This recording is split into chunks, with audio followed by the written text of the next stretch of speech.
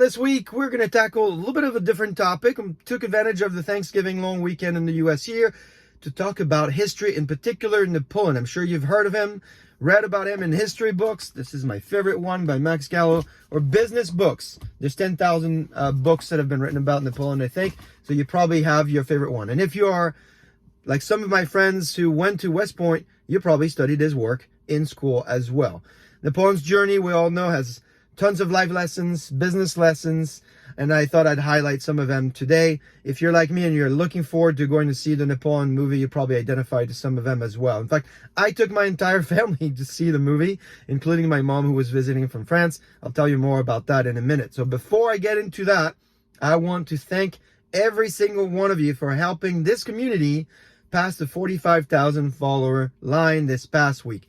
Thank you so much for following us. Thank you for commenting, liking, sharing the show, because the CarCast is for the community, by the community. It's not run on behalf of a vendor, and the views are really my views and the views of the guests when we have them here. It's a great way to learn, so I'm really encouraged to see how many of you have been following this. And if you're inspired, go ahead, follow, like, comment, share the link, and let's continue using this car as the way to learn about topics around business leadership, data, and analytics. So today we're going to talk about Napoleon. I know it's a little bit of a different one, but if you know me, you know that I grew up in France. And although my origins before France are actually quite diverse, I do feel very French. And like any other French person, I read a lot about Napoleon in school. I learned about his strategies in business school. He's just a big figure in our system. So you can imagine how ecstatic I was to go see the movie by Ridley Scott. The previews were amazing. The cast was top-notch. All looked good until I actually went to see the movie itself. It is entertaining. The battle scenes are well made. And some of the soundtrack, actually, even includes songs from Corsica, where Napoleon was born. So, movie theatrically is well made. But if you're hoping to watch the movie and learn more about Napoleon, the man, and his amazing achievements, it won't happen. Because, one, the movie has a lot of inaccuracies, and it's fine because it's not a documentary. The problem is the inaccuracies that Scott introduced in the movie did not add to the story, and the simple truth he could have easily added really would have. And so it's a miss there, in my opinion.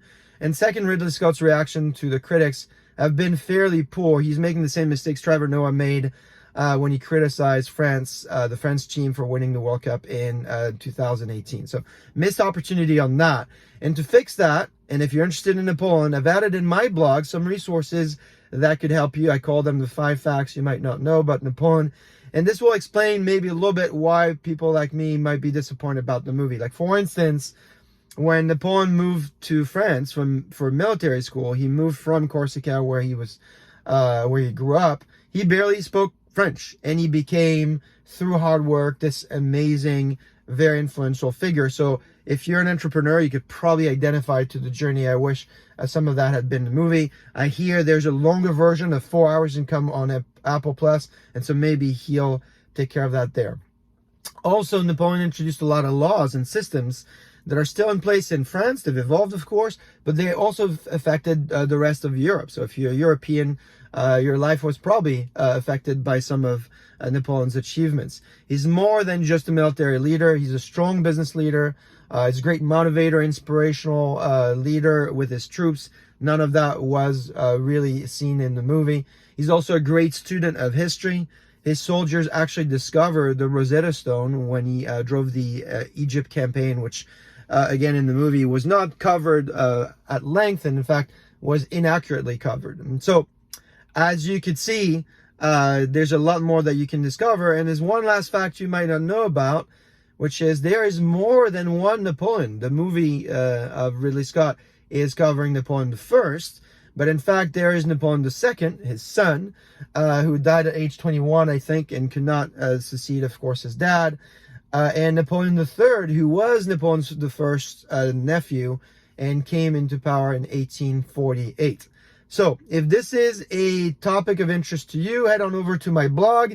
You'll see some facts. You'll see some personal photos of my family and I going to the museum and experiencing Napoleon over the years. And also I added a few must-follow YouTubers for you, one in French and one in English, who I really follow and appreciate. So there you go. I know this CarCast was a little bit of a different one. I took advantage of the fact that it was a slower and longer weekend for Thanksgiving here in the US to cover a different topic I'm interested in, history, and hopefully you found that useful. Let me know what you think down in comments, and I will see you next week.